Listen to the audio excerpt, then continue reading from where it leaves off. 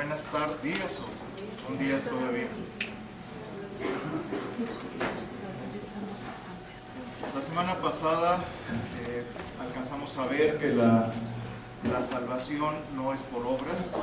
Alcanzamos a ver que el engaño más grande que ha hecho el enemigo es poder hacerle creer a la gente que efectivamente la salvación viene a través de ser buenos. También vimos que a través de Abraham, del ejemplo de Abraham en su vida, que Abraham jamás pudo haber sido salvo por la circuncisión o por la ley, que la ley todavía no existía. ¿Se acuerdan que vimos también que había dos tipos de fe? Y hoy vamos a pasar a ver algo que es impresionantemente precioso dentro de la palabra. Toda la palabra es hermosa, pero hoy vamos a ver el capítulo, la parte final del capítulo 4, del versículo 18 al 25, en donde vamos a ver cómo hay un Dios de lo imposible, que muchas veces nosotros en nuestras dudas pensamos que Dios no es capaz de hacer determinadas cosas, y hoy vamos a poder ver ese Dios de lo imposible. Acompáñenme primeramente a orar para poner este tiempo en manos del Señor. Señor, te agradecemos, te bendecimos por todo lo que tú te manifiestas en nuestras vidas, porque tú eres el único que puede darnos esos cambios, esa diferencia en nuestras vidas, la transformación, porque sabemos que tú puedes traer ese cambio y esa forma de vida distinta. Hoy queremos agradecerte por tu omnisciencia, por tu omnipresencia, por ser el Dios que eres, Señor, el Dios de lo imposible. Que a pesar de nuestras dudas, a pesar de nuestra incredulidad, muchas veces tú te has manifestado en nuestros corazones, enseñándonos a través de tu palabra todas tus maravillas, Señor. Hoy disponemos nuestros corazones pidiéndote que tu Espíritu Santo sea quien se manifieste y que tu palabra llegue a cada uno de nosotros. Yo te pido que me uses, Señor, como tú dispongas para que tu palabra pueda verdaderamente instruirnos y que pueda yo ser el instrumento que tú utilices para ello. Gracias te damos y te bendecimos. Amén. Acompáñame a leer el capítulo 4 de Romanos, versículos del 18 al 25. Él creyó en esperanza contra esperanza para llegar a ser padre de muchas gentes, conforme a lo que se había dicho. Así será tu descendencia. Y no se debilitó en la fe al considerar su cuerpo, que estaba ya como muerto, siendo de casi 100 años, o la esterilidad de la matriz de Sara. Tampoco dudó por incredulidad de la promesa de Dios, sino que se fortaleció en fe, dando gloria a Dios, plenamente convencido de que era también poderoso para hacer todo lo que había prometido. Por lo cual también su fe le fue contada por justicia. Y no solamente con respecto a él se escribió que le fue contada, sino también con respecto a nosotros, a quienes ha de ser contada, esto es, a los que creemos en él que levantó de los muertos a Jesús, Señor nuestro, el cual fue entregado por nuestras transgresiones y resucitado para nuestra justificación. Con este pasaje el apóstol Pablo concluye el ejemplo grandísimo de Abraham, de la suprema fe salvadora, que la fe verdadera que salva es la que pone Dios en el hombre, no la que puede tener cualquiera, sino la fe que va a poner el Señor. Y acompáñenme a ver Efesios 2, que ya lo conocemos bastante de nosotros, que es una bendición esta palabra, porque nos enseña claramente en Efesios 2, capítulo 2, versículos 8 al 9, al 10 vamos a leer, porque dice: porque por gracia sois salvos por medio de la fe. Esa fe, ¿quién la pone? Esa fe Dios es la que la pone en nuestros corazones, fue la que puso en nuestros corazones para que nosotros fuéramos transformados, que fuéramos cambiados. Y dice: y esto no de vosotros, pues es don de Dios, no por obras para que nadie se gloríe. O sea, nadie puede hacer obras buenas para salvarse, porque somos hechuras suya, creados en Cristo Jesús para buenas obras, las cuales Dios preparó de antemano para que anduviésemos en ellas. O sea, la fe de Abraham trajo algo nuevo, la esperanza. una esperanza en el poder de Dios para hacer una transformación, para hacer un cambio de vida.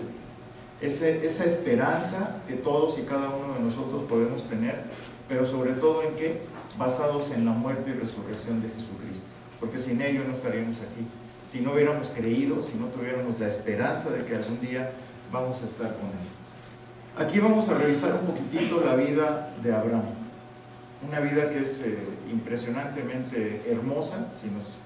Cuando nos metemos a ver la biografía de una persona de la Biblia, es algo maravilloso, porque podemos ver miles de enseñanzas hacia nosotros. Lo primero de ellos tenemos que ver cuando Abraham sale de la tierra donde estaba, que era Ur de los Caldeos.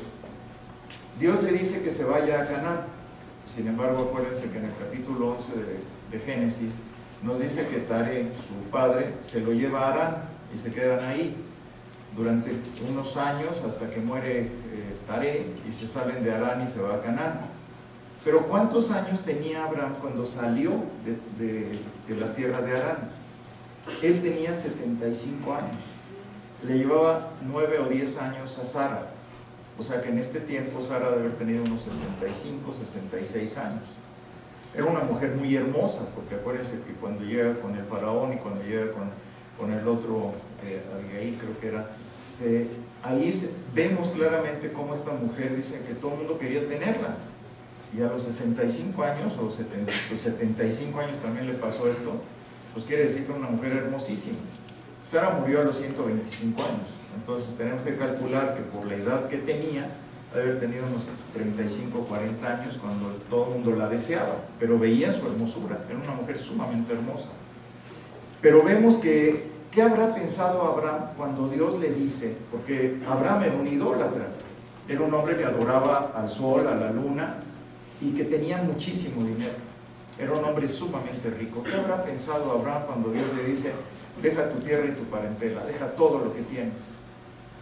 ¿Alguna vez nos tocó escuchar eso de parte de Dios en nuestra vida? Deja todo lo que tienes, deja todo lo que eres, deja todo lo que has hecho, deja todo. Yo me acuerdo una vez que Dios me empezó a mostrar a mí y me dijo, tienes que dejar todo eso que aprendiste, todo eso que estás viviendo en este momento lo tienes que dejar. Y yo decía, ¿cómo? Pero si estudié e hice muchas cosas, ¿por qué tengo que dejar esto? Y yo creo que a muchos de nosotros nos ha pasado lo que le pasó a Abraham, poniéndolo en ese entendimiento diferente de nuestra vida. Porque la aplicación que nosotros podemos tener es cómo convenció Dios a Abraham en ese momento. ¿Cómo te convenció a ti? ¿Cómo me convenció a mí de lo que estábamos viviendo, de quiénes éramos, de cómo vivíamos? De una manera totalmente pagana, idólatra. Y a Abraham le pasó exactamente lo mismo. Vean lo que dice Josué, capítulo 24, versículo 2.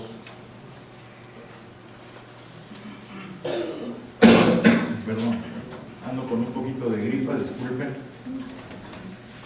Y dijo Josué a todo el pueblo, así dice Jehová Dios de Israel, vuestros padres habitaron antiguamente al otro lado del río, esto es Taré, padre de Abraham y de Nacor.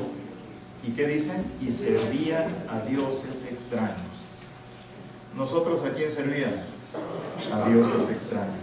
Cada uno de nosotros estábamos metidos en nuestra idolatría, confundidos por religiones equivocadas, vivíamos una vida totalmente descuidada, a lo mejor viviendo en adicciones, viviendo en adulterio, viviendo una vida totalmente corrupta. ¿Cómo te convenció Dios? ¿Cómo convenció Dios a Abraham en ese momento para que él cambiara, para que él fuera transformado? Y esto es algo maravilloso cuando nosotros lo podemos ver. ¿Cómo persuadió Dios a Abraham para que cambiara, para que tuviera esa fe, para que verdaderamente fuera transformado? ¿Cómo te cambió a ti Dios? Porque fíjense, cuando Abraham llega a Canaán, hay algo impresionante, tiene que pasar por pruebas. Muchas veces Dios nos muestra ciertas cosas y tenemos que pasar por unas pruebas tremendas. Igual le pasó a Abraham. Abraham pasó por 4 pruebas. La primera, cuando llega a Egipto, llega a Canaán, se encuentra con que hay hambre. Primer prueba. Tiene que tomar una decisión por sí mismo e irse a Egipto. Pero dice, bueno, Dios me sacó de donde yo vivía con riquezas, con todo, y de repente me trae y tengo que vivir una vida llena de hambre y tengo que darle a mi familia. La segunda es la hostilidad que se encuentra en un lugar ajeno a él, en donde se encuentra con la hostilidad del faraón. Aparte de eso, un conflicto después con su sobrino Lot, que lo secuestran. ¿Recuerdan? Ya había secuestradores en ese tiempo. Y lo último es la lucha con el temor, de decir, ¿haré esto o no lo haré? ¿Lo que me está mostrando Dios es lo correcto? ¿Será? A lo mejor me equivoqué, tomé una decisión precipitada. Vean lo que dice Génesis capítulo 15, versículo 1, porque decimos, bueno, qué maravilla de la fe de Abraham, pero vean lo que dice aquí. La palabra en el versículo 1 del capítulo 15 dice, después de estas cosas vino la palabra de Jehová a Abraham en visión diciendo, no temas, Abraham, yo soy tu escudo y tu galardón será sobremanera grande. O sea, estamos viendo que un hombre con la fe de Abraham, pero tenía temor, porque no sabía si lo que estaba haciendo era correcto, pero él se mantuvo fiel a Dios. Hay un comentarista que a lo mejor muchos de ustedes lo han escuchado, que es muy bueno, es un presbiteriano estadounidense, se llama Donald Gray Barnhouse. Este comentarista a mí me agrada, lo conocí a través del pastor MacArthur, pero es un muy buen comentarista. Él murió en 1960, nació en 1800 y pico, no me acuerdo, creo que 1890 finales, pero fue uno de los mejores comentaristas de la palabra. Y él hace un comentario sobre la vida de Abraham que es impresionante, me gusta muchísimo cuando yo he leído de este hombre, porque él dice, bueno, ¿cómo era Abraham? Abraham, ustedes conocen cómo son los orientales, los árabes. ¿Alguna vez han tratado con alguna persona? ¿Hay alguna persona árabe aquí? ¿O descendiente de árabe? Tienen una verborrea impresionante, ¿verdad? Arbano, Jalil, y empiezan a vender, ¿verdad? Y son buenos para la venta. Tienen una manera una elocuencia para poder vender tremenda. El judío también. Las personas judías, yo me acuerdo una vez, mi esposa y yo fuimos a una tienda en Nueva York y ya nos había dicho un primo, tengan cuidado ahí, porque si ustedes llegan y preguntan cuánto vale esto, no los van a dejar salir de la tienda hasta que lo compren. Y es una realidad, estaban hasta enojados con nosotros, ya me habían pedido el pasaporte y la tarjeta, y yo dije, no les doy nada. Cuando nos salimos de la tienda estaban furiosos, porque no les habíamos comprado.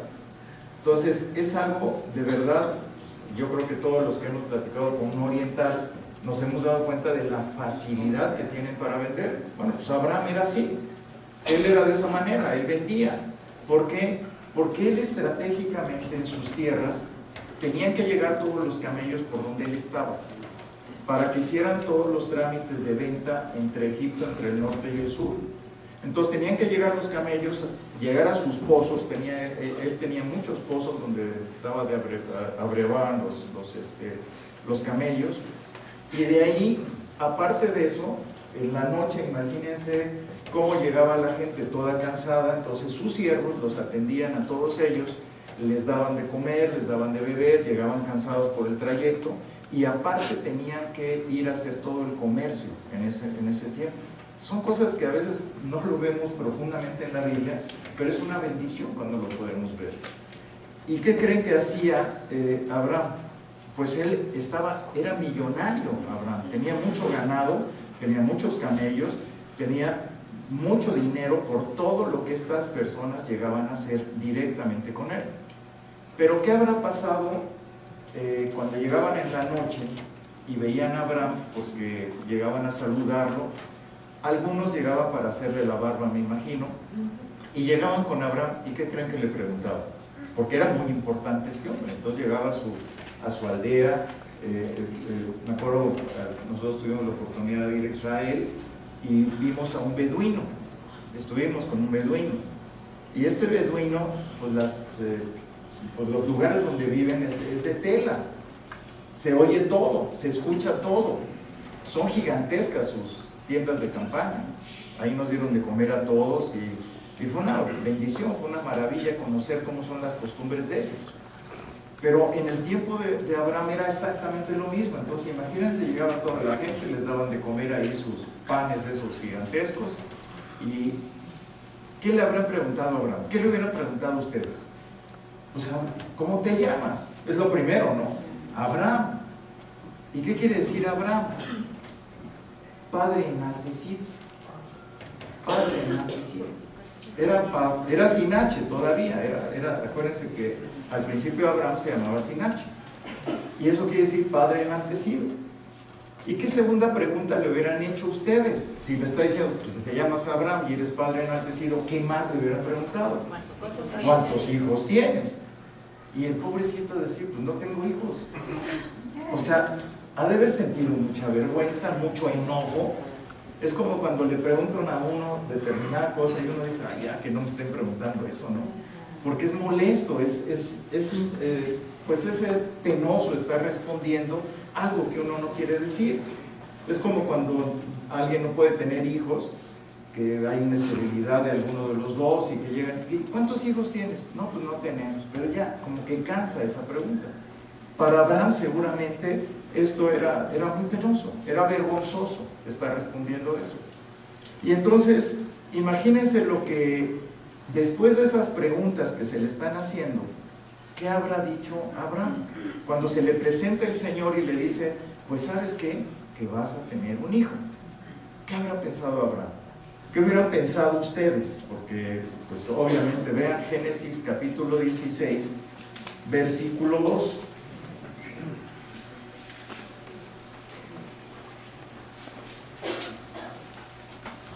Dijo entonces Sarai a Abraham, ya ves que Jehová me ha hecho estéril.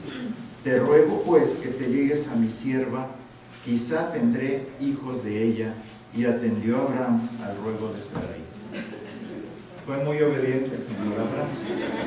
¿Quién sabe de qué manera estaba Agar, ¿verdad? Mejor, pues tú me lo estás rogando y yo cedo, ¿verdad?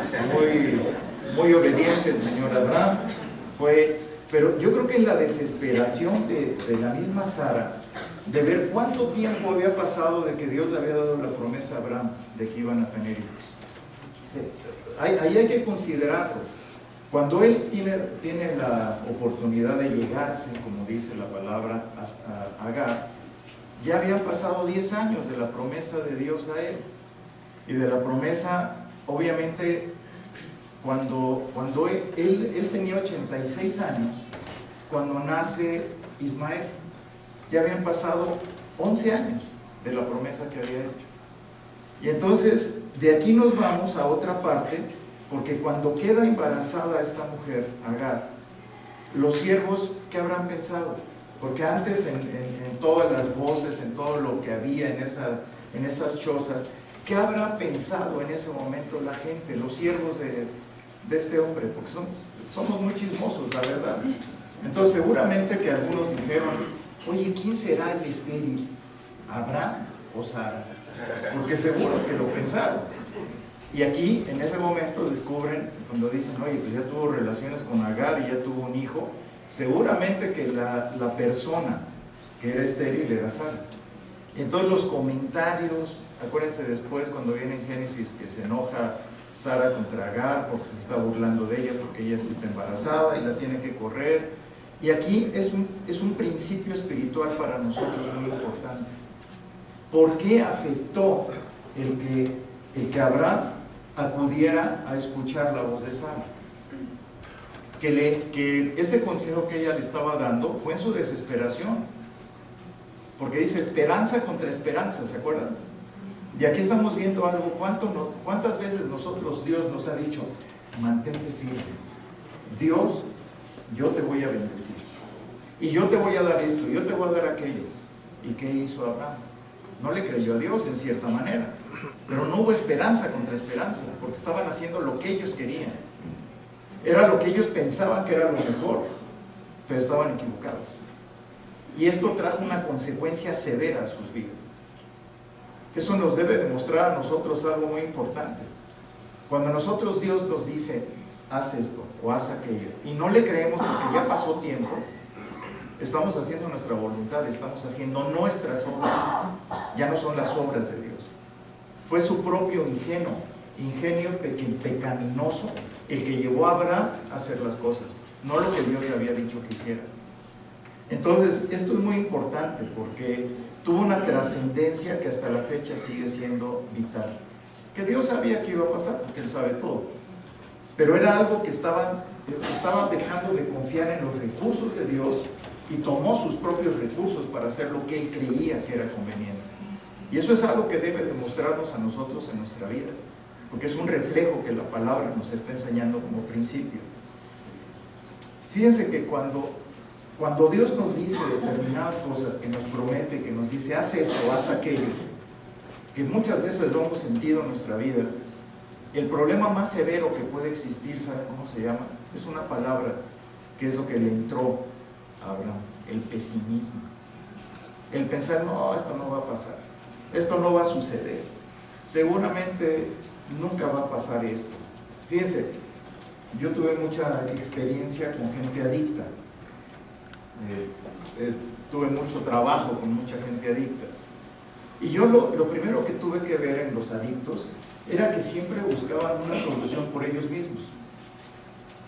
Iban a jurar, iban con el psicólogo, iban con el brujo, buscaban salidas, tomaban pastillas para no beber, pero fueron a grupos de autoayuda. Pero ¿por qué no buscaban a Dios? ¿Por qué buscaban siempre una solución para ellos mismos? O yo puedo, yo con mi voluntad puedo. Y ahí nos damos cuenta que son recursos del hombre, pero no eran los recursos de Dios. Yo me acuerdo cuando yo tuve problemas de adicción y yo siempre decía, no, y ahora sí voy a hacerlo, ahora sí puedo. Hasta que no le entregué a Dios. Y fue maravilloso y milagroso cuando Dios vino y me dijo, se acabó. Pero es el recurso de Dios, no el recurso del hombre.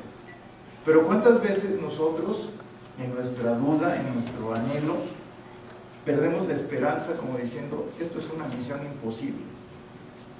Ese hermano, ese padre, esa madre, ese hijo, ¿cuántas veces nosotros pensamos, no, por ningún motivo, a lo mejor no fue elegido por Dios, de plano se va a ir al infierno? ¿No lo hemos pensado? Porque estamos creyendo en nuestra propia fuerza, estamos creyendo en nuestros propios recursos, como lo hizo Abraham. Pero los recursos de Dios son diferentes. ¿Quién te iba a decir a ti o a mí, sobre todo a mí, yo me pongo de ejemplo, quién iba a pensar que yo iba a nacer de nuevo? A mí, si me hubieran visto como estaba, hubieran dicho, no, es misión imposible. Por eso le pusieron esa serie seguramente así. No, cada uno de nosotros éramos una misión imposible para el humano, pero Dios llegó y tocó el corazón. Él puso esa fe, y así estaba Abraham. Era igualito, era exactamente igual. Y entonces, fíjense cuántos imposibles de Dios hemos visto en nuestra vida. Tú eres un imposible, yo soy un imposible. Yo me acuerdo de mi pobre abuelita orando con la madrastra de mi esposa, y yo creo que estaban orando por mí, y mi abuelita debe haber dicho, no, seguramente que nunca va a salvarse, seguramente. Me veía tan mal, me veía tan perdido, que yo estoy seguro que ella dudó muchas veces, pero seguían orando. Y eso es una bendición grandísima. Para Dios todo es posible. Lo que para nosotros vemos que es imposible, para Él es posible. Y vean lo que dice la palabra en Mateo 19, que lo dijo el mismo Señor Jesucristo. En Mateo capítulo 19, versículo 26. ¿Se acuerdan cuando en el contexto los discípulos estaban asombrados por la respuesta del Señor ante el joven rico? Que dijo, ay, es más difícil que un hombre entre, que un camello entre por el ojo de una aguja, al que un hombre rico entre al reino de Dios. Bueno, ese es el contexto que nos está hablando, y ahí en el versículo 26 dice, y mirándoles Jesús les dijo, para los hombres esto es imposible, pero para Dios todo es posible. Para nosotros muchas veces es imposible, no hay una garantía. Pero vean lo que pasa con Abraham. 13 años más tarde, cuando Abraham tenía 99 años, ya era un anciano. aunque murió a los 175 años, pero pues ya estaba viejito. Ya debe haber tenido unos 60, 70 años de nuestra edad aproximadamente, pues ya era grande. Y sin embargo, en ese momento, Dios esperó. Se esperó 25 años después de la promesa, cuando tenía 75 años Abraham, y ahorita ya tiene 99, ya pasaron 25 años. ¿Qué habrá pensado Abraham? ¿Por qué Dios me dijo que me iba a dar un hijo? Me dicen que soy padre enaltecido llamándome Abraham. Se burla la gente de mí y Dios me dijo esto. Y realmente fue. Vean lo que dice Génesis capítulo 17, porque ahí vamos a ir viendo la historia de todo esto, que es maravilloso porque vemos muchísimas promesas y muchos principios espirituales que están basados en esto. Del versículo 5 al 8 del capítulo 17 dice: y no se llamará más tu nombre Abraham, sino que será tu nombre Abraham, con H, porque te he puesto por padre de muchedumbre de gentes, y te multiplicaré en gran manera, y haré naciones de ti, y reyes saldrán de ti, y estableceré mi pacto entre mí y ti, y tu descendencia, y después de ti en sus generaciones por pacto perpetuo, para ser tu Dios y el de tu descendencia después de ti. Y te daré a ti y a tu descendencia después de ti la tierra en que moras, toda la tierra de Canaán en heredad perpetua, y seré el Dios de ellos. Pero ahora, para Abraham, vino un problema mayor. Antes era padre enaltecido, ahora es padre de multitudes. Y cuando le preguntaban, ¿y tienes un hijo? Pues no tengo ni uno, ¿verdad? Y ahora es ya padre de multitudes. Imagínense lo que pensó Abraham. O sea, se le complicó más el asunto. Ya tenía él 99 años, Sara tenía 90, y dijo, bueno, ¿cómo va a pasar? Que pues, si yo ya soy un hombre adulto, ya no tengo el poder que había en mi cuerpo. Sara está estéril, ha sido estéril toda su vida, doble. Por eso dice que él tuvo esperanza contra esperanza. O sea, él dijo, yo lo que me estaba preguntando cuando estaba preparando la predicación, y yo decía, la pregunta que yo le hacía al Señor, le decía, ¿tú pusiste una fe especial en Abraham? Porque fíjense, la fe que pudo haber tenido para hacer todo esto, dejar el dinero, salirse de la tierra donde estaba, dejar a su padre, que se supone que se quedó un ratito con él, pero ¿cuántas cosas dejó Abraham? ¿Cuántas cosas hizo Abraham por fe?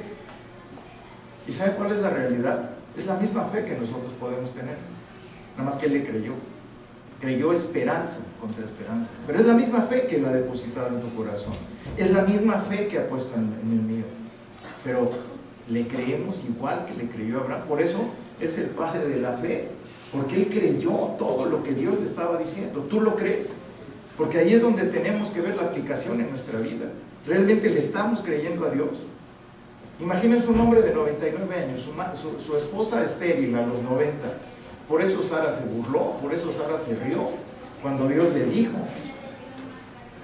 En ese momento, fíjense lo que Dios le dice a Dios. Abraham le dice a Dios, él le dice, ¿sabes qué? Mejor pon a Ismael. Toma en cuenta a Ismael, busquen ahí en Génesis 17, 18, y ahí van a ver lo que él le dice. Le dice, y dijo Abraham a Dios, ojalá Ismael viva delante de ti. Esto en palabras que podemos entender es, pon a Ismael como mi descendencia, porque yo sé que no voy a tener hijo. O sea, él creyó que iba a ser Ismael, o también creyó que iba a ser el siervo que tenía. Y ahí es donde nos damos cuenta que él estaba dudando, y se vale. Es como cuando decimos, es que pues estoy siendo tentado por esto. Pues sí, es diferente a tener una tentación y también a tener cierta duda en las cosas que son que Dios nos dice que hagamos, porque nos viene esa reflexión como humanos, y eso le pasó. Pero fíjense lo que responde Dios ahí en Génesis, en el versículo 19. Respondió Dios, ciertamente Sara, tu mujer, te dará a luz un hijo, y llamará su nombre Isaac, y confirmaré mi pacto con él como pacto perpetuo para sus descendientes después de él. Y en cuanto a Ismael, también te he oído. He aquí que le bendeciré y le haré fructificar y multiplicar mucho en gran manera. 12 príncipes engendrará y haré de él una gran nación. Mas yo estableceré mi pacto con Isaac, el que Sara te dará a luz por este tiempo, el año que viene. Ya estaba diciendo fechas, el año que viene. Ya no le estaba diciendo vendrá, sino ya era la fecha exacta, un año después. Dios le hace la promesa e inmediatamente le da un mandato. ¿Por qué le da un mandato?